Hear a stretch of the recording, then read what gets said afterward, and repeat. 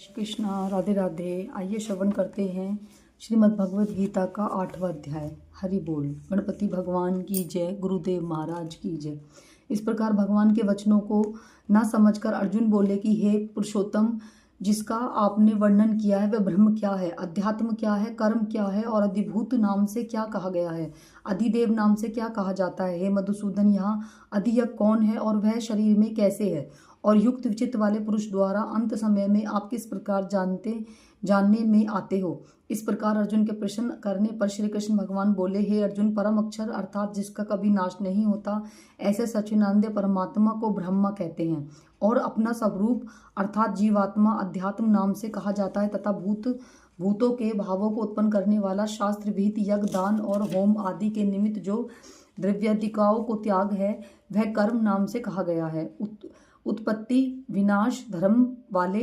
सब पदार्थ अधिभूत हैं और हरिणी में पुरुष अधिदेव हैं, और ये देहधारियों में श्रेष्ठ अर्जुन, इस शरीर में वासुदेव ही विष्णु रूप से अधियज्ञ हूँ। और जो पुरुष अंत काल में मेरे को स्मरण करता हुआ शरीर को त्याग कर जाता है वह मेरे साक्षात्कार स्वरूप को प्राप्त होता है। इसमें कुछ भी संशय नहीं है, कारण कि यह कुंती पुत्र अर्जुन, यह मनुष्य अंत काल में जिस भी भाव को स्मरण करता हुआ शरीर को त्यागता है उसको ही प्राप्त होता है, परंतु सदा उस ही भाव को चिंतन करता हुआ, क्योंकि सदा जिस भाव का चिंतन करता है अंत काल में प्राय उसी का स्मरण करता है। इसीलिए है अर्जुन, तू सब समय में निरंतर मेरा स्मरण कर और युद्ध भी कर। इस प्रकार मेरे में अर्पण किए हुए मन बुद्धि युक्त हुआ निसंदेह मेरे को प्राप्त होगा। हे पार्थ, यह नियम है कि परमेश्वर ध्यान से अभ्यास रूप योग से युक्त अन्य तरह से न जानने पर चित्त में निरंतर चिंतन करता हुआ पुरुष परम प्रकाश रूप दिव्य पुरुषों को अर्थात परमेश्वर को ही प्राप्त होता है। इसमें जो पुरुष सर्वज्ञ अनादि और नियंता, सूक्ष्म से अति सूक्ष्म, सबसे धारण पोषण करने वाले, आचित्य स्वरूप, सूर्य के सदस्य, नित्य चेतन प्रकाश रूप, अविद्या से अप्रीति शुद्ध सच्चिदानंद परमात्मा का स्मरण करते हैं, वह भक्ति पूर्वक पुरुष अंतकाल में योग बल से भ्रकुटी मध्य में प्राणों को अच्छी प्रकार स्थापन करके फिर निश्चल मन से स्मरण करता हुआ उस दिव्य स्वरूप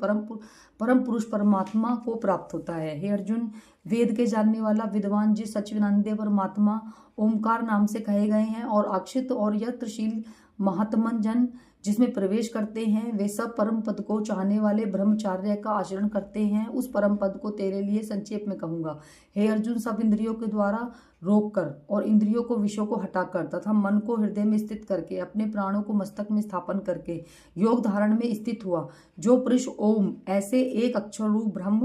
ब्रह्मा को उच्चारण करता हुआ उसके अर्ध शब्द रूप मेरे को चिंतन हुआ शरीर को त्याग जाता है, वह पुरुष परम गति को प्राप्त होता है। हे अर्जुन, जो पुरुष मेरे से अन्यत्र चित्त से स्थित हुआ सदा ही निरंतर मेरे को स्मरण करता है, उस निरंतर में मेरे युक्त हुए योगी के लिए भी सुलभ हूँ, अर्थात सहज ही प्राप्त हो जाता हूँ। वे परम सिद्ध को प्राप्त हुए महात्मा जन मेरे को प्राप्त होकर दुख के स्थान रूप सक्षण भर में पूर्व जन्म नहीं होता है, क्योंकि हे अर्जुन, ब्रह्मलोक से लेकर सब लोग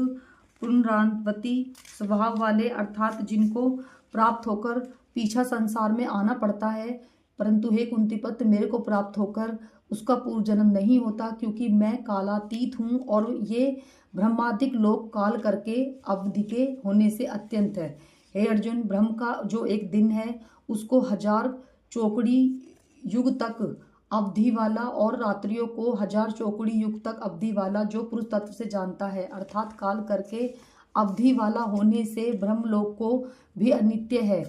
वे योगी जन काल के तत्वों को जानने वाले हैं, इसीलिए वे यह भी जानते हैं कि संपूर्ण दृश्य मात्र भूतगण ब्रह्मा के दिन के प्रवेश काल में अत्यंत अर्थात ब्रह्मा के सूक्ष्म शरीर से उत्पन्न होते हैं, और ब्रह्मा जी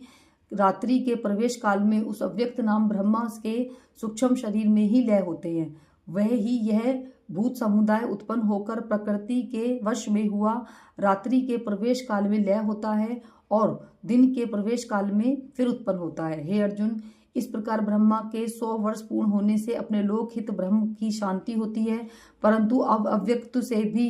अति परे दूसरा अर्थात विलक्षण जो सनातन अव्यय भाव है, वह सच्चिदानंद पूर्ण ब्रह्मा परमात्मा सब भूतों को नष्ट होने पर भी नष्ट नहीं होता। जो वह अव्यक्त अक्षर ऐसे कहा गया है, उसी अक्षर नामक अव्यक्त भावों को प्रगति कहते हैं, तथा जिस सनातन अव्यक्त भावों को प्राप्त होकर मनुष्य पीछे नहीं आते हैं वह मेरा परम धाम है। अर्थात हे पार्थ, जिस परमात्मा के अंतर्गत सर्वभूत है और जिस सचिन आनंदीय परमात्मा से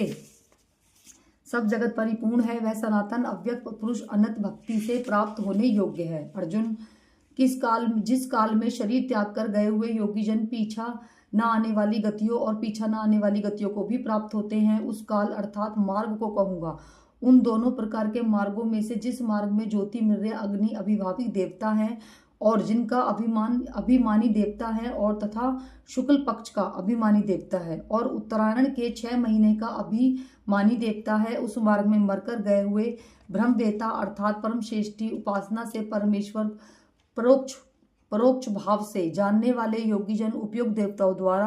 कर्म ले गए हुए ब्रह्म प्राप्त हुए हैं। जिस मार्ग में धूमाभिमानी देवता है और रात्रि अभिमानी देवता है तथा कृष्ण पक्ष अभिमानी देवता है और दक्षिणायन के 6 महीने अभिमानी देवता है, उस मार्ग में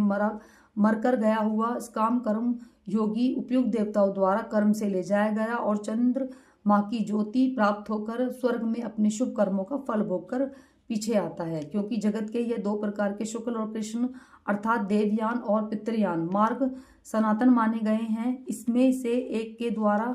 गया हुआ पीछा ना आने वाली परम गति को प्राप्त होता है और दूसरा के द्वारा किया गया पीछे आता है अर्थात जन्म मृत्यु को प्राप्त होता है। हे पार्थ, इस प्रकार इन दोनों मार्गों को तत्व से जानता हुआ कोई भी योगी मोहित नहीं होता, अर्थात फिर वह निष्काम भाव से ही साधन करता है, कामनाओं में नहीं फंसता। इस कारण हे अर्जुन, तू सब काल में संवत बुद्धि रूप योग के युक्त हो, अर्थात निरंतर मेरी प्राप्ति के लिए साधन करना वाला हो। क्योंकि योगी पुरुष इस रहस्य को तत्व से जानकर वेदों को पढ़ने में तथा यज्ञ तप और दान आदि के करने में जो पुण्य मिलता है वह सबको निसंदेह उल्लंघन कर जाता है और सनातन परम पद को प्राप्त होता है। ये था श्रीमद् भगवद गीता का 8वां अध्याय। देखा आपने, शुक्ल पक्ष कृष्ण पक्ष की महिमा बताई श्री कृष्ण ने अपने मुख से और कर्मों का फल बताया। जय श्री कृष्णा, राधे राधे, हरि बोल।